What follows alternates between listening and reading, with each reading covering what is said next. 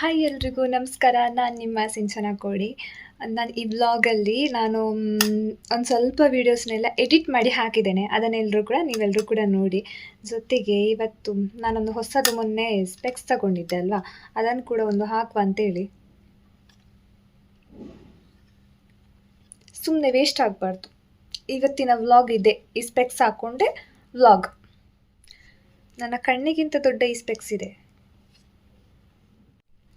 ಇವತ್ತಿನ ಸಂಡೇ ಶ್ರೀಕೃಷ್ಣ ಜನ್ಮಾಷ್ಟಮಿ ಇತ್ತು, ಮೊನ್ನೆ ಫ್ರೈಡೇ, ಮತ್ತು ಇವತ್ತು ಸಂಡೇ ಮತ್ತು ಸ್ಯಾಟರ್ಡೇ ಎಲ್ಲ ಇತ್ತು. ಹಾಗೆ ನನಗೆ ಮೊನ್ನೆ 1 ವಾರ ರಜೆ ಆಯಿತು, ಊರಿಗೆ ಹೋಗ್ಲಿಕ್ಕೆ ಆಗಲಿಲ್ಲ. ಹಾಗೆ ಇವತ್ತು ನಾನು ರಜೆ ತಗೊಳ್ಳೋ ಆಗಿಲ್ಲ, ಹಾಗೆ ನಾನು ಹೋಗೋದಿಲ್ಲ ಕೂಡ.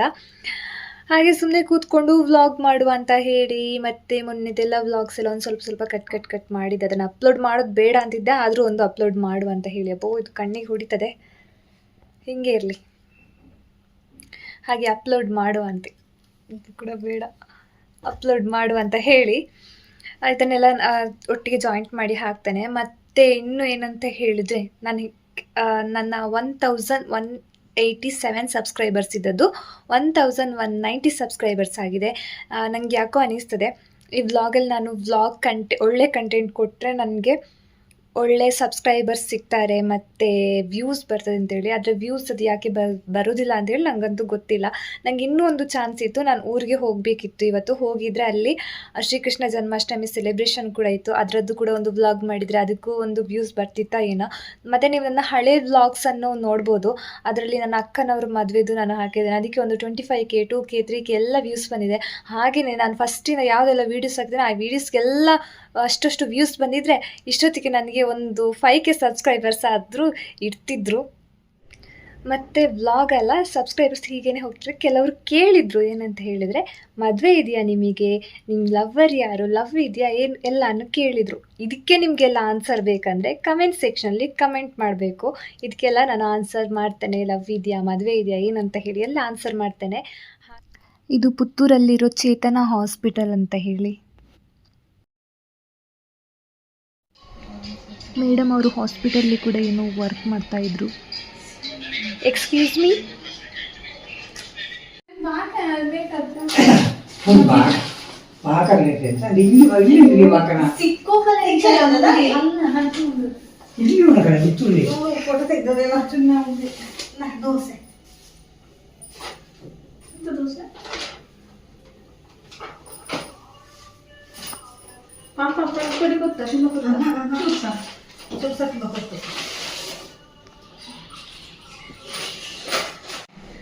ಹಲೋ ಗೈಸ್, ಇವತ್ತು ನಾವು ಬೇರೆ ಕಡೆ, ಇವತ್ತಲ್ಲ 1 ವಾರದಿಂದ ನಾವು ಬೇರೆ ಕಡೆಯಲ್ಲೇ ಇದ್ದೇವೆ, ಹಾಸ್ಪಿಟಲ್ ಇದ್ದೇವೆ. ಹಾಗೆ ಅಪ್ಪನಿಗೆ ಸ್ವಲ್ಪ ಹುಷಾರಿರಲಿಲ್ಲ, ಹಾಗೆ ನಾವೆಲ್ಲರೂ ಕೂಡ ಇಲ್ಲೇ ಇದ್ದೇವೆ. ಇವತ್ತಿಗೆ 6-7 ದಿವಸ ಆಯಿತು. ಹಾಗೆ ನಾನು ಇವತ್ತು ಡ್ಯೂಟಿಗೆ ಹೋಗಬೇಕು.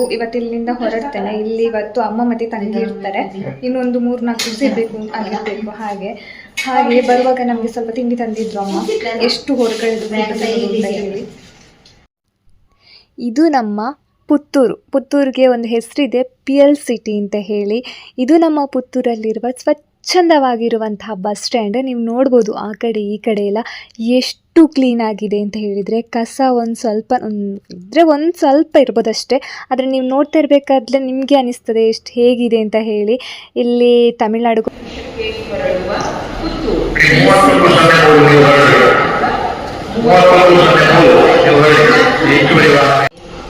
ಪುತ್ತೂರಲ್ಲಿರೋರು ಈ ವ್ಲಾಗ್ ನೋಡ್ತಾ ಇದ್ದಾರೆ, ನಮ್ಮೊಂದು ಕಮೆಂಟ್ ಸೆಕ್ಷನಲ್ಲಿ ಕಮೆಂಟ್ ಮಾಡಿ. ಇವತ್ತು ನಮ್ಮ ಹಾಸ್ಪಿಟಲ್ಲಿ ಫ್ಲಾಗ್ ಹಾಸ್ಟಿಂಗ್ ಇತ್ತು, ಆಮೇಲೆ ಡೆಕೋರೇಷನ್ಸ್ ಎಲ್ಲ ಮಾಡಿದ್ದಾರೆ. ಹಾಗೆ ಅದರದ್ದು ಒಂದು ಸ್ವಲ್ಪ ವಿಡಿಯೋ ಹಾಕಿದ್ದೇನೆ, 1 ಮಿನಿಟ್ ಇರ್ಬೋದಷ್ಟೇ. ಅದರ ಜೊತೆಗೆ ಶ್ರೀಕೃಷ್ಣ ಜನ್ಮಾಷ್ಟಮಿಯ ಹಾರ್ದಿಕ ಶುಭಾಶಯಗಳು. ಹಾಯ್ ಎಲ್ರಿಗೂ ನಮಸ್ಕಾರ. ನಾನು ನಿಮ್ಮ ಸಿಂಚನ ಕೋಡಿ. ನನ್ನ 1187 ಸಬ್ಸ್ಕ್ರೈಬರ್ಸ್ ಯಾರೆಲ್ಲ ಇದ್ದೀರಾ, ನಿಮ್ಗೆಲ್ರಿಗೂ ಕೂಡ ಸ್ವಾತಂತ್ರ್ಯ ದಿನಾಚರಣೆಯ ಹಾರ್ದಿಕ ಶುಭಾಶಯಗಳು. ನೀವಿವಾಗ ನೋಡ್ತಾ ಇರೋವಂಥದ್ದು ಇದು ನಮ್ಮ ಹಾಸ್ಪಿಟಲ್ಲಿ ಧ್ವಜಾರೋಹಣ ಆಗಿತ್ತು. ಹಾಗೆ ನನಗೆ ಒಂದು ಸ್ವಲ್ಪ ಕೆಲಸ ಇತ್ತು, ರಜೆ ಅಂತ ಹೇಳಿ ಹಾಸ್ಪಿಟಲ್ಗೆ ಬಂದಿದ್ದೆ. ಹಾಗೆ ಬರುವಾಗ ಒಂದು ವೀಡಿಯೋಸ್ ಎಲ್ಲ ಮಾಡ್ಕೊಂಡು ಬಂದಿದ್ದೆ. ತುಂಬ ಚೆನ್ನಾಗಿ ಮಾಡ್ತಾರೆ. ಅದೇ ರೀತಿ ಕನ್ನಡ ರಾಜ್ಯೋತ್ಸವನೂ ಅಷ್ಟೇ, ಇಲ್ಲೆಲ್ಲ ಕನ್ನಡ ಫ್ಲ್ಯಾಗ್ ಹಾರಿಸ್ತಾರೆ, ತುಂಬ ಚೆನ್ನಾಗಿರ್ತದೆ. ಕರ್ನಾಟಕ ರಾಜ್ಯೋತ್ಸವ ಅಂತ ಕೂಡ ಸೆಲೆಬ್ರೇಷನ್ ಮಾಡ್ತಾರೆ. ಎಲ್ಲ ದಿವಸನೂ ಕೂಡ ಇಲ್ಲಿ ಸೆಲೆಬ್ರೇಷನ್ ಮಾಡ್ತೇವೆ.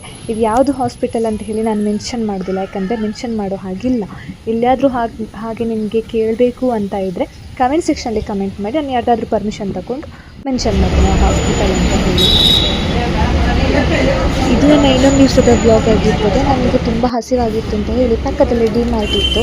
ಹಾಗೆ ಡಿ-ಮಾರ್ಟ್ಗೆ ಬಂದು ಪಿಜ್ಜಾ ಆರ್ಡರ್ ಮಾಡಿದೆ.